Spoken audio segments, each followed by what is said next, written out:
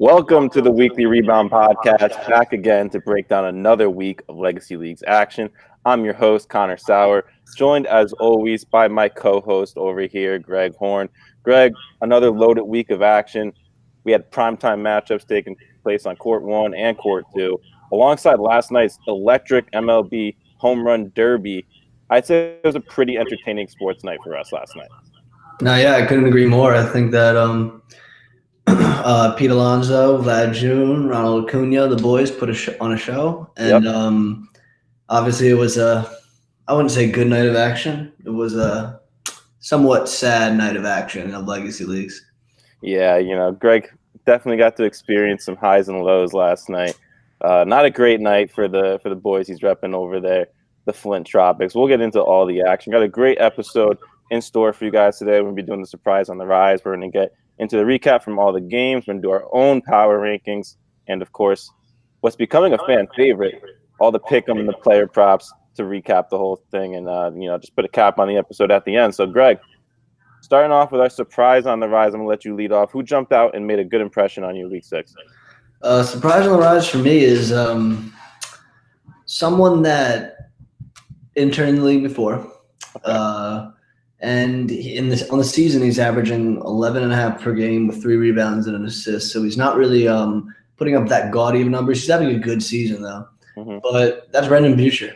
Mm. And probably pronounced his name wrong. I'm just going to call him BB because he lit the court up. He was firing his BB gun. That was terrible. We're just going to pretend I didn't do that. But regardless, my guy BB did his thing. 29 points, 5 3-pointers dropped, splashing them like the Mississippi. 6 rebounds, 1 steal. I mean, look, if the Silly Senators can get this from him and have the other players start to really just get on a roll and they can get their 3-point shots, like I said, being made more consistently, which is what they needed to do. They did score 71 against Shocker, which is not a bad outing at all. They put in a really good effort, and it was really led by Brendan. And what a breakout performance from 11 on the year to dropping 29 against a team who we think could maybe take the championship home. So all respect to Brendan, and he's my surprise on the rise. What a performance. Yeah, it was definitely a breakout game for Brendan, who has been itching to get some, big scoring numbers up there. Whenever you spend a whole season watching the Legacy Leagues as an intern like he was in the past, you really, always imagine, what could I do playing in this league? And I'm sure he imagined himself putting up a 25-plus game, and he was able to do it. So shout out to him. It's always fun going out there and balling like he did. Even though his team came up short, definitely a really good game for his personal morale going forward for the season. Definitely is going to give him a little bit of a mojo that maybe he can build on and continue to have strong performances like he did against Shocker this week. Greg, for me, speaking of Shocker City, it was a guy on Shocker City who really jumped out to me, and it wasn't a typical Carmine or Terrell Vargas, a former MVP of those sorts. It was a real sleeper on this team. This kid, Devin Luzietti. If I'm not mistaken, Greg, is Devin one of your former teammates as a player in the league? Yeah, he is. So Devin Luzietti pretty well. And this kid, he's had some huge scoring games for you in the past. I know when he was one of your primary options. Now he's definitely in a lesser role here, riding on this championship team. But Devin Luzietti, 14 points and 14 rebounds, Greg. He was 7-11 from the field. So that, he's just being very efficient with the few touches that he's getting. And, going out there and giving them 14 and 14 against a pretty sizable team in the Silly Senders. This was definitely a strong performance from him. I think he's one of these guys he's kind of like a Mike Slatt or Cody DiLeonardo, where he's a hustle player off the bench. He's going to scrap for rebounds. He's going to play really good defense. He's never going to complain about his role. He's just going to do his thing. And strong games like this just really jump off the page at me as a guy who might not be a forefront player on his team, who can still put up big numbers and have a significant impact on the game. No, yeah, I mean, I couldn't agree more. Playing with Dev, he's one of those guys that just doesn't take a play off. He's always out there. He's always hustling. He's such a good putback dunker. And speaking of a putback dunk, I'd like to show the People's Court to attract your attention here. What Devin did to this poor fellow on the Silly Senders. Body. Just look at Carmine sitting here. Carmine's like, oh, no, you're not doing that to them. And that's what Devin Luzetti does. He absolutely just, I mean, it's probably going to be laggy, but we'll run it. Yeah, you get the gist. If you're watching, you definitely get the gist. That's a big yike from the chat. That's what he does, man. That's what Devin Luzetti does. He's one of the best rebounders in the league, and he's vital to Shocker City's success. Yeah, definitely a body bag on that play. Greg, let's get into these games. We had a really good week of games. Starting off with this first game of the night was Run TMC versus Flint Tropics. Starting out hot and heavy in this night of games, Greg. Run TMC, obviously the 2 seed who's been chasing the Flint Tropics in that number 1 spot in our hearts. That Joey has been busting our balls on the side. And the Flint Tropics have busted our balls in the past about not being 1. So here they go, the number 1 seed taking on the number 2, Greg. And we set this spread at Run TMC as slight underdogs, receiving 1.5 points against the Flint Tropics. Greg, we both hammered the Flint Tropics in this one, and we're going home empty-handed as they walk away with a loss, 69-74. We'll get into the numbers, Greg. Reggie Stewart, 28 points. Dominique Langston, 18. Not any other player on TMC hit double figures after that, but they all contributed in their own each in individual ways. For Flint Tropics, they had 4 scorers in double digits: Mike Pizzuto, Nick Japs, Don Migliaro, and Matt Sear. And, on the score column, you're going to see Nick Japs, 15 points, not a bad game, second place, and his team is scoring behind Mike. But Nick Japs, he had a couple late threes in this game, which they needed to keep it close, Greg, but he had many other opportunities from deep. As you see, he was 3 for 9, which is not a terrible night, from 3-point range. By no means, 33% is definitely a solid game. But he had a lot of open looks in crunch time of this game where I really think he could have given the Flint Tropics, big momentum swing. And it's sure enough, like they didn't start falling for him until late in that game when they were tailing. So I really think this game was just a couple missed shots away from going either way. TJ Gianni didn't really step up to fill that role that they needed him to fill in this one. Don Migliaro did his best with 13. Matt Sear, 5 of 6 from the field, 10 points. Did his thing, 7 rebounds with a block as well, but just not enough to get over TMC, Greg. No, yeah, I mean, I agree.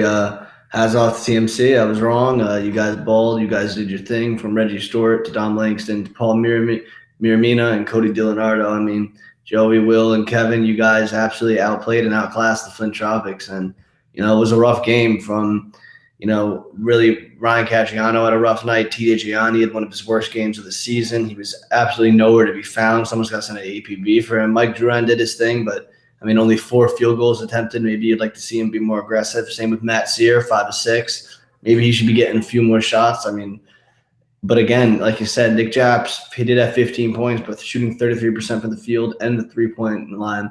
It just wasn't a great effort from the Flint Tropics all around. I mean, not really one player on their team had a solid performance. I mean, I guess you could say Matt Sear.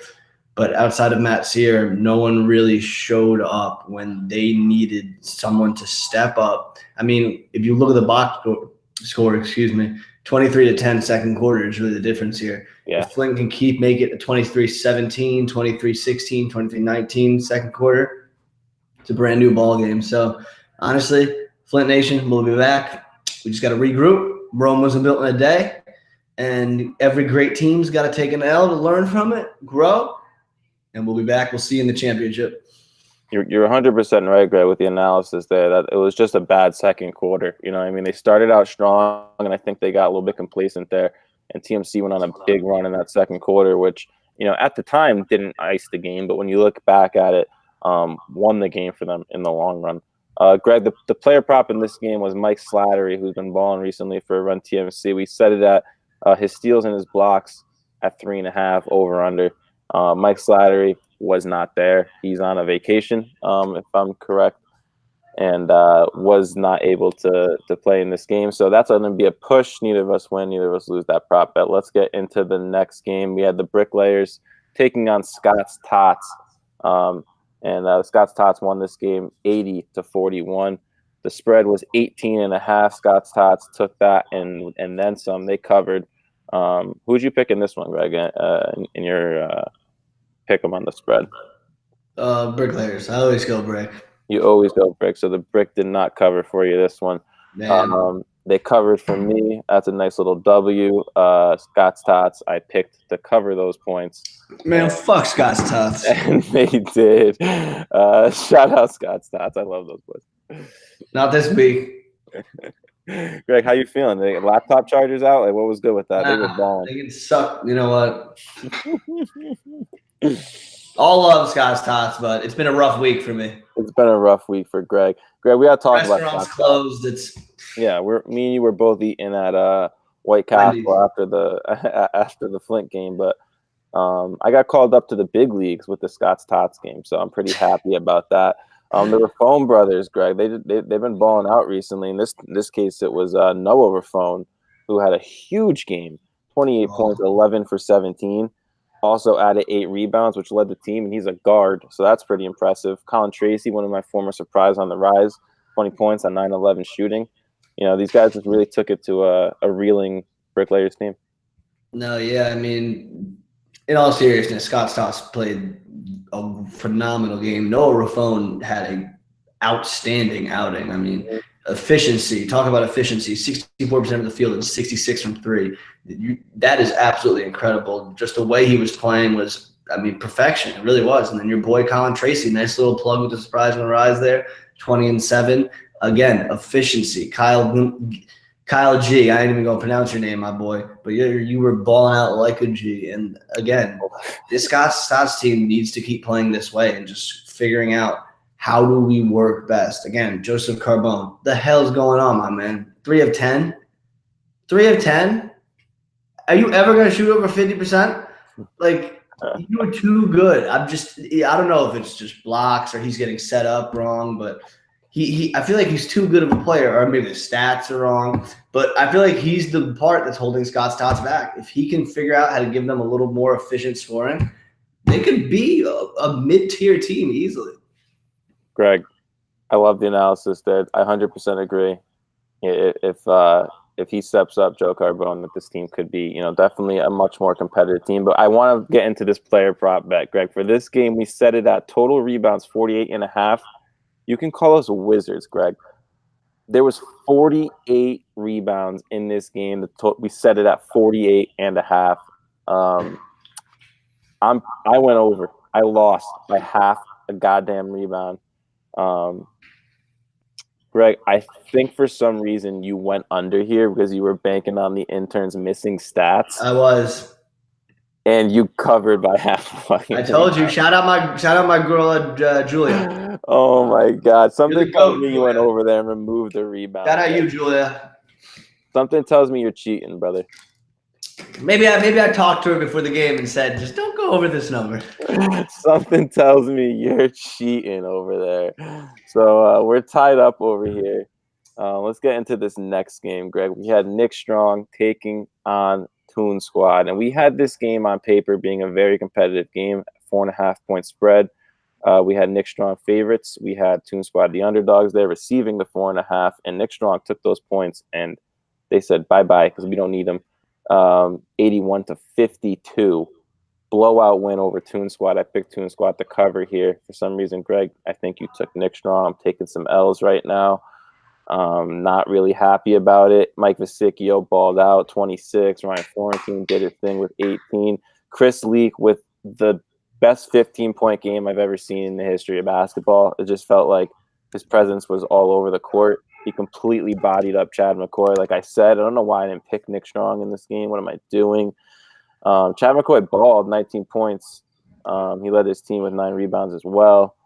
Had a block in there, but yeah, this Nick Strong team, bro, they're starting to become a force, Greg. Well, you know, look, Nick Strong is one of those teams that a betting man loves. They always seem to cover. They always seem to do their thing.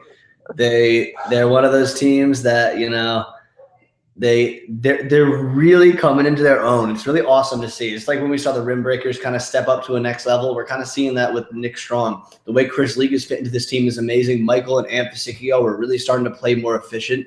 They only took 7 combined threes. They used to take like 16 in a game together. So it's just they're figuring out how to play in this league. They're playing smarter basketball. Everyone on their team is having career seasons. Ryan Florentine is one of the most underrated players in this league. And then as far as it goes for Toon Squad, excuse me, Chad McCoy and Jaden Battle really just do it all for this team. I mean, Jordan Jones had a good shooting game, but outside of those three, they just do not get much. And going forward, if Toon Squad was going to want to compete at a high level, they're going to have to get more from their other players. Yeah, it was a tough game for Jaden Battle, Greg. Only 10 points, took 14 shots. We just looked at a guy like Devin Luzietti who had 14 points on 11 shots. You know what I'm saying? So it's about being efficient with your looks. And there's a guy like Jaden Battle who's relied on so heavily in terms of his offensive production for this team. You got to get more out of him. He's got to be a star player at all times, and not only in the scoring column, but in the field goal percentage column. He has to be efficient with his touches, kind of like like the Oklahoma City Thunder. In the past when they were at their best is when Russell Westbrook's playing at his best, and when he's not efficient with those looks, that's typically when they lose. I feel like Jaden battles that type of role for this Toon Squad team. They're going to go as he goes, and he has to play better. So with his performances like we've seen in the past, if he can just get back to that level of play against some of these top tier teams, they'll be much more competitive. They'll be in these games. If he just plays at the level that we know he's capable of. Greg, let's look at the player prop in this one. Our boy, Tavar Pierce, Geo-Dude, as you used to call him in the past. We set it, his three-pointers, made threes, over-under at 1.5. I hammered the under. You hammered the over. Tavar, 0 made threes. GG, Greg. So we're catching up on you over here. Got the camera on you. The look of shame, disgust, pain, anguish. It's all there in Greg Horn. Yeah, pretend that's a Henny shot, even though it's just Gatorade this time, folks. We're lucky. All right, spared us. Restaurant couldn't afford the Henny. Restaurant couldn't afford the Henny this week. They went bankrupt. Greg, let's get into the next one, buddy. We had Silly Sender, Shocker City. We talked about this game in our Surprise on the Rise segment. Shocker City with the nice win, 117-70, and they were minus 31.5 point favorites, and they covered. I chose them to cover, so I'm pretty happy about that. I wouldn't be surprised if you chose them too, Greg, but you might have taken the points. So that's a nice point total. But Shocker covers. David Armstrong, 26 points, Greg. Listen to this stat line. 26 points on 13 of 16 shooting. He had 13 rebounds, 5 of them offensive rebounds, and then he had 8 blocks. Like, that might be one of the most gaudy stat lines of the year.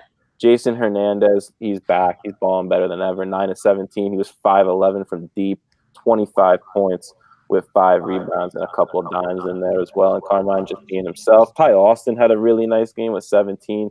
We talked about Devin Luzietti. Devon Pratt must have just been screwing around the whole time. He was 1 for 15 from three-point range. I have no idea what the hell that is. Chris Rosinski did his best to get some points up in there. 2 for 13. Not a typical night for Chris Rosinski, who normally when Chris gets 13, you're seeing at least 10 points from Chris, right, Greg? Yeah. Yeah? Is there any sarcasm there? Look, Rosinski, come on. Oh, no. Come on. Although I will say, he hit as many threes as Pratt did.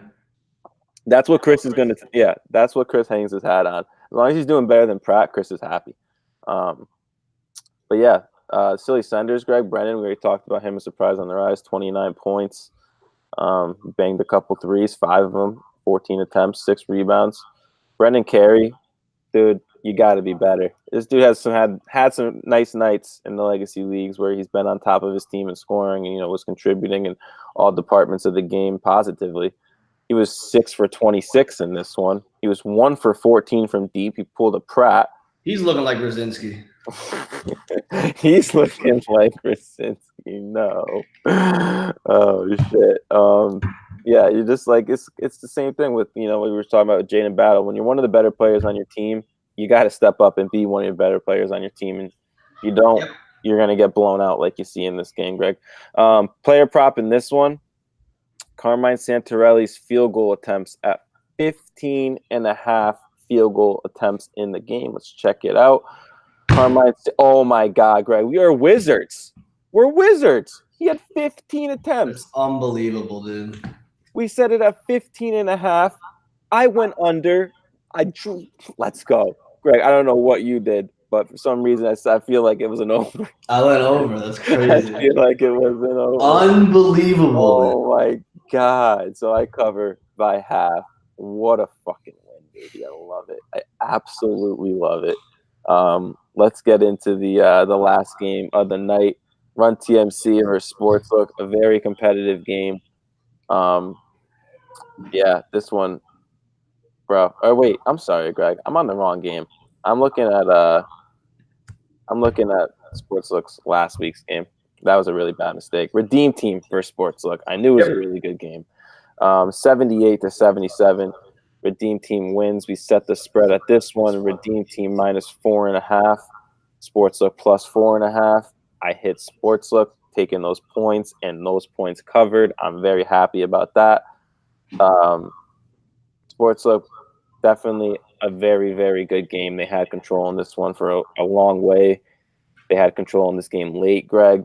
Questionable foul call at the end led to a couple of Eric Singleton free throws with 5 seconds left in the game. Sportsbook had the ball.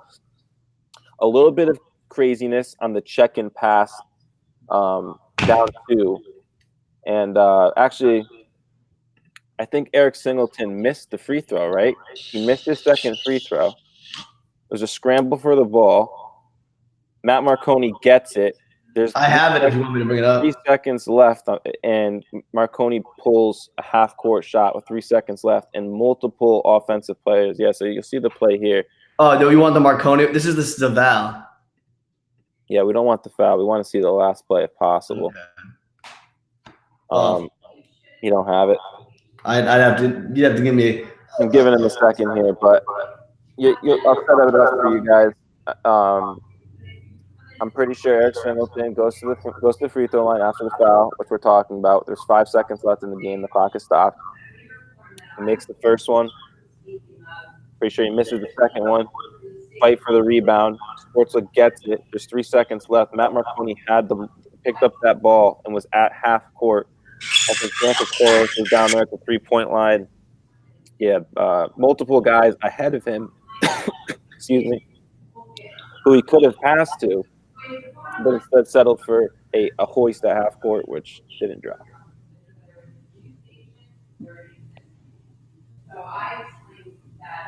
Trying to find it for the viewing pleasure. If you want to,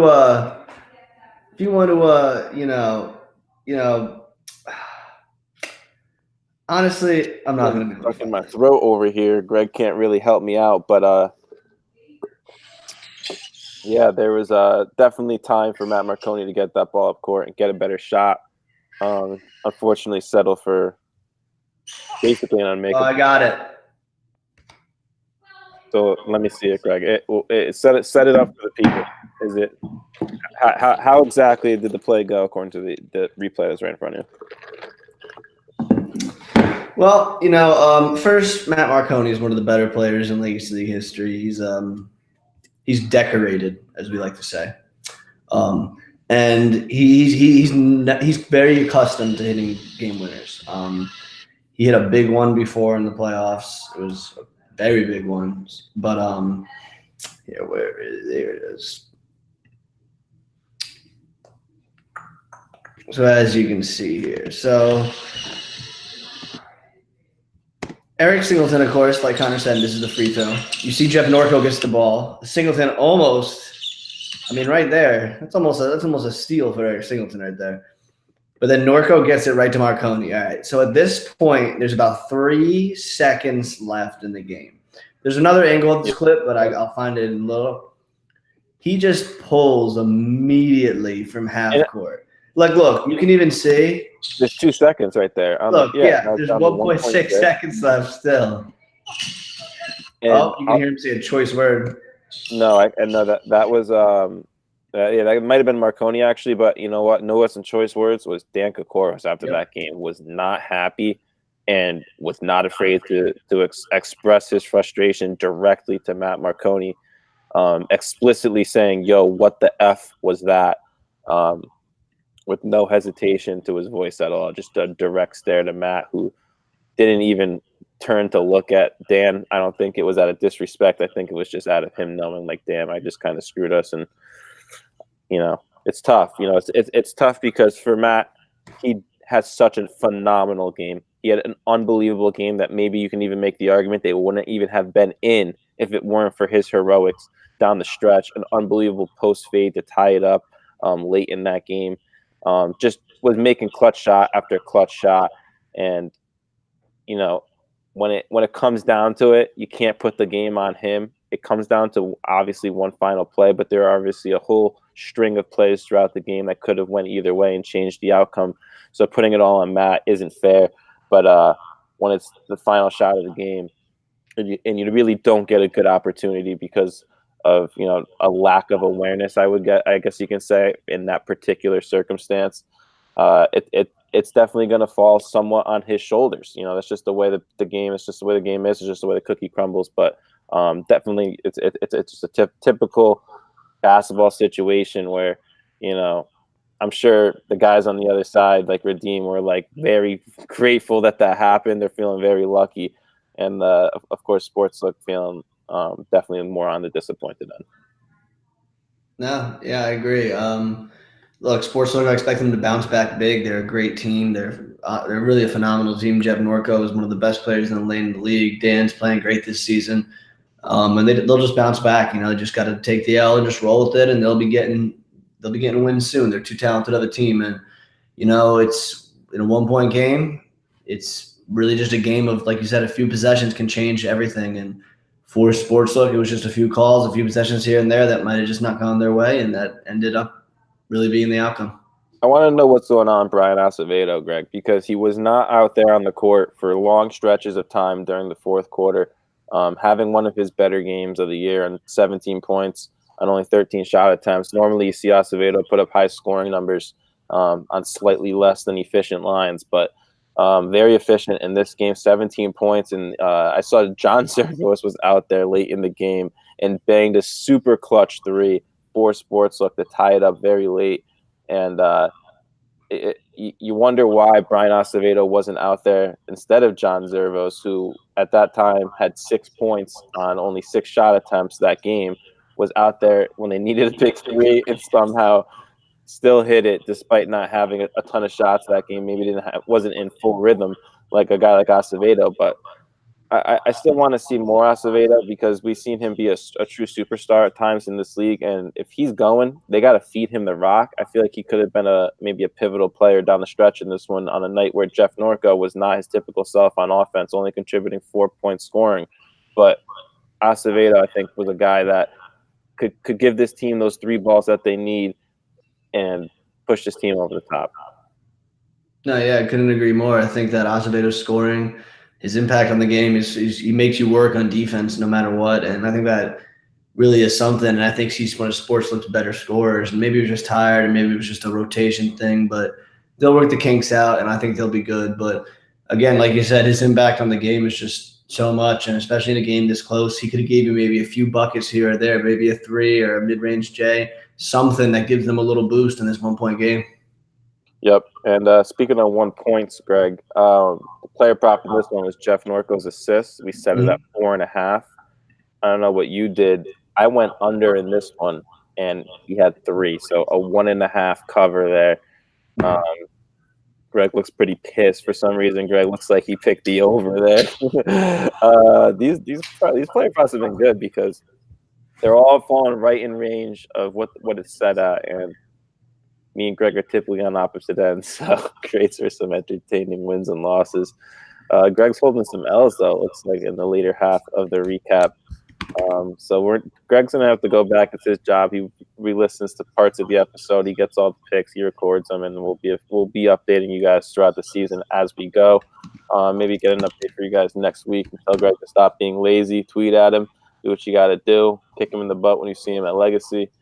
But Greg, let's get into the power rankings, my guy. A little bit of movement this week. Let's start at the bottom where there's not too much movement. I'll let you kick it off. Yeah, so my guys, the bricklayers, baby, they'll be at 10. They'll probably be there for a while, but keep fighting, guys. Keep fighting. Like Jimmy V used to say, survive in advance. Survive in advance. Everybody makes the playoffs, so just keep having fun, keep chugging, try to get a win against some of these teams like that are ranked around them, like the Philly Senators at number 9, who are 1-5. Definitely not a terrible week against Shocker City. They didn't cover the spread, which we set, but at the end of the day, it's a tough time going up against Shocker, especially when Shocker is trying to completely revamp their whole meta. Wow, their whole meta, to say their whole memo going into this little stretch of games here. Not having a strong start, they're coming out firing in the second half, and anybody that gets in their way can take them out. So, Silly Senators at 9, Greg, who's at 8? Scott's Tots is 8. They're fighting, they're doing their best, but I think they're just finding another team finding their footing in this league, trying to figure out what works, what doesn't. And the Raffone brothers are playing well, and again, they're just figuring it out. And come playoff time, they should be trending in the right direction to maybe get an upset in the first round. At 7, Greg, a team that's been stuck here in this, I think, 7th spot all year, if I'm not mistaken. They might have dropped 1 or 2, but Toon Squad, 2-4, not a good week this week. A week where we had them being a really competitive game with Nick Strong. They just got completely blown out, and it's tough to move them up after a performance like that. So they'll be sitting down here at the 7th spot, but definitely a team that has upside when they're right. At 6, Greg, who do we got? Sportslook. They moved down, and they've just they lost 3 in a row, and they're struggling right now. But it's one of those things that they just got to keep putting pedal to the metal, keep grinding. They're too talented of a team, and they're just too good of a team. Like they have the talent, they have the players. They're going to figure it out. It's not like they lose these. Like they lost a game by 1 point, they lose a game by 4 points, lose a game by 8. They're right in these games, and they're going to put it together. Jeff Norco is going to have a bounce back game next week, and I expect Sportslook to be moving up in the ranks again. Yeah, exactly. We'll get into a little bit of Jeff Norco action coming up later in the episode. Greg, at 5, we got Nick Strong, who makes a little jump here over Sportslook. And these guys are matching up next week, so these two teams will battle it out for these 5 and 6 spots. But at the moment, Nick Strong just won 3 straight. Sportslook lost 3 straight, so that explains a little jump there. Nick Strong is playing great basketball. Now they're considered a top 5 team in the league, Greg, just like that. Yeah, I mean, look, Nick Strong is one of our podcast's favorite teams. We are big fans of Nick Strong, so yeah, couldn't agree more. Greg, who do we got at number 4, my dude? Shocker City. Shocker City is at number 4, and they're probably going to be here for a while unless Redeem or Flint take a big loss. Yeah, Redeem at number 3, 4-2. Nice win this week over Sportslook. Scrapped it out late, but that's a gritty win. They had a lot of guys that showed up finally for them, and having that depth and that versatility down the stretch paid dividends for them. So a nice win for Redeem team set at number 3, Greg, and your boys at Flint at number 2 after the loss to TMC was obviously sitting at number 1. Greg, any final thoughts on these power rankings and the movement at the top and the middle there for this week? Not really. I'm excited to see Shocker City and Redeem play. I'm excited to see Flint and Redeem play. So, they've already played, but I'm excited to see TMC and Redeem play. So it's going to be a few good weeks coming up because we can see these rankings change a lot, especially in the top 5. 100%. Greg, let's get into what's trying to become actually my favorite segment of the show. I'm not going to be afraid to say it. The preview with the props and all these pick'ems and the spreads. As a betting man, I gotta be guilty as charged here. That this is what I live for right now. Shocker City versus Redeem team. This is a great game to start off the week for us, Greg. Shocker City is going to be favorites here, despite being slightly below Redeem team on our power rankings. Kind of going against the grain here. Shocker City is going to be the favorites, given 3.5 points to Redeem team in this one. Greg, who do you like on that spread?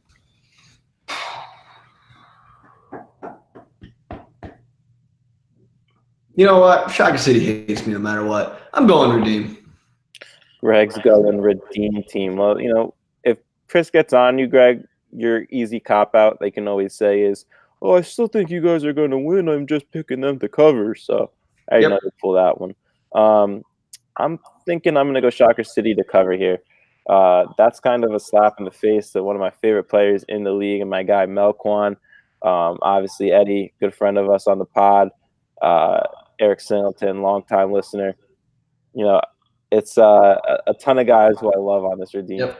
The list goes on and on. Dustin Simmons, Dante Abate. I like all these guys, but I just think Shocker City right now is really on a mission to kind of just change the narrative on their season. Not going to have this disappointing year. I think they're trying to really rewrite the script and turn this into a second half comeback where they're just going to return to the Shocker City that we know and love. And I'm thinking that they're going to win this game, probably less than 5, but I still think that it's plausible that they can cover that spread. So I'm picking Shocker City in here, Greg. For the player prop, we have Dave Armstrong, who's been going off. He had 8 blocks last week against a better team like Redeem Team. We're going to set an over-under on Dave Armstrong's blocks at 2.5, Greg. I'm personally going to go under there. I think he'll probably have 2 exactly, to be honest. I'm going over. He's getting 5. Love it. So we're on opposite ends here. And that's going to close it up on the Shocker City versus Redeem Team game. Let's get into the next one, Greg. Toon Squad versus the Bricklayers. We have Toon Squad minus 35.5 point favorites versus the Bricklayers. I'm personally going to pick Toon Squad to cover the spread, Greg. Bricklayer Nation, baby. We getting it. First dub of the – no, but still. I think they're going to cover. Cover the 35.5. Greg is rocking out with the Bricklayers. I love it. He's on the brick bandwagon. This one, Greg, another over-under. We're taking it on Chad McCoy and Jaden Battles combined points, setting it at 52.5 points. I'm going to go over here. I think that they're going to go over the total of 52.5 combined. I agree. Over. I think you should call your bookie and bet your wife's wedding ring on the over. They're getting over. They're going to be too much, too athletic, too much to handle. Yeah, I think that they're just a physical force. Chad McCoy, Jaden Battle together.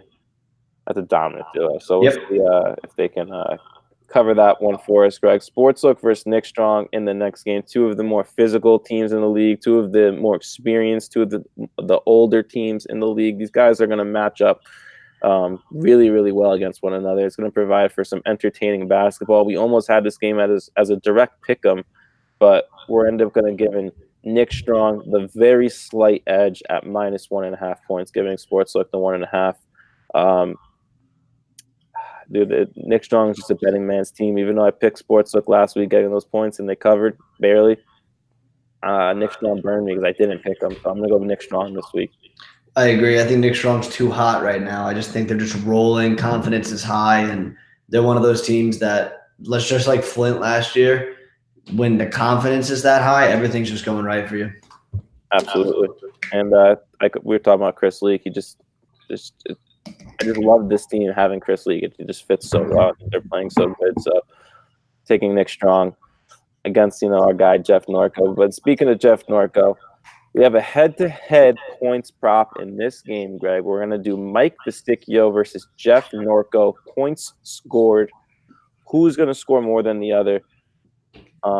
Picking obviously one guy from either team. You got Mike Vesticchio versus Jeff Norco. This was a really tough one, but I think Jeff Norco is going to have more of an offensive role for his team in this game. I'm picking Jeff Norco, but this one's really hard for me. This one's really close.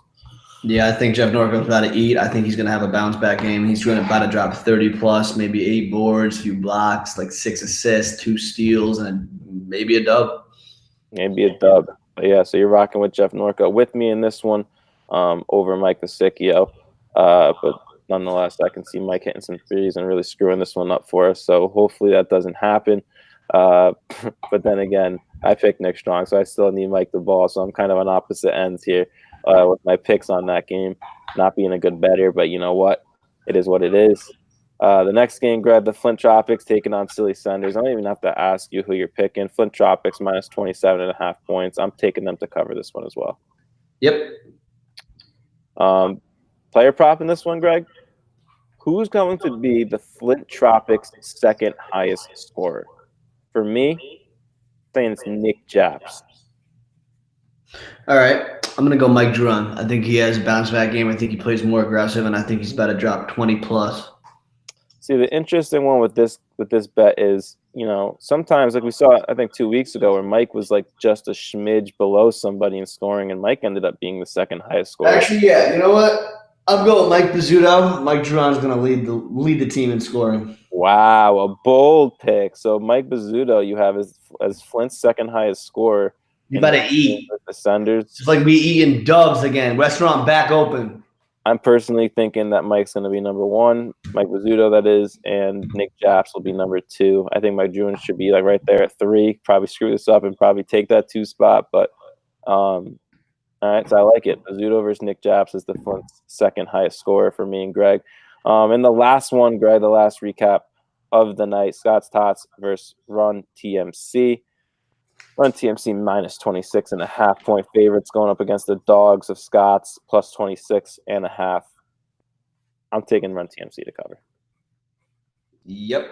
No debate. TMC, I think, is just on a roll. Like I said, they're Nick Strawn. They're too hot right now. Reggie Stewart's coming in his own. Don Langston's fitting perfectly, and this team is going to absolutely steamroll Scott's Tots. It's just wrong place, wrong time for Scott's Tots. I feel bad. You've been on Scott's Tots this episode. Those poor guys. The over-under on this one for the player prop, Greg, Joey and Reggie Stewart. Joey Zacco, the commish, and Reggie Stewart. We're going to count their combined threes, set an over-under at 7.5 combined threes for Joey and Reggie. I'm going over here. I think that Reggie has, in the 4 to 5 range. I think Joey's going to get at least 3. I'm going over here. I agree. I think that, again, like I said, I think TMC is just too hot. I mean, look, I know I've been hard on Scott's Tots. I think they're a good team. I just think it's wrong place, wrong time. Reggie's playing well. Kevin Blake's playing well. Slad will be back. This team is too hot and is a well-oiled machine. They're the best team in the league right now, no debate, and they're coming. And I don't want to let the cat out the bag, but Joey Zacco has if I'm not mistaken, is this week or maybe in one of the upcoming weeks, Joey Zacco has a guest appearance on the way for his team. So we'll see what happens with that. It might be next week. But we'll see. Joey Zacco and Reggie Stewart combined 3, 7.5, and that one we're both going over. Greg, it's going to wrap it up for another episode here on the Summer 19 pod, my man. It's been a pleasure. Any final words for the listeners at home? Yeah, Flint fucking Nation. We coming. Fuck y'all. Oh, God. All right. Thank you to everybody for tuning in. We will be back next week. Be sure to drop a follow on the pod on Twitter at Weekly Rebound. Tune in to the audio version on SoundCloud as well. Stay up to date with all of our action and all the legacy league rankings, spreads, pick'ems, props, everything. So thank you guys for tuning in. We'll see you guys next week.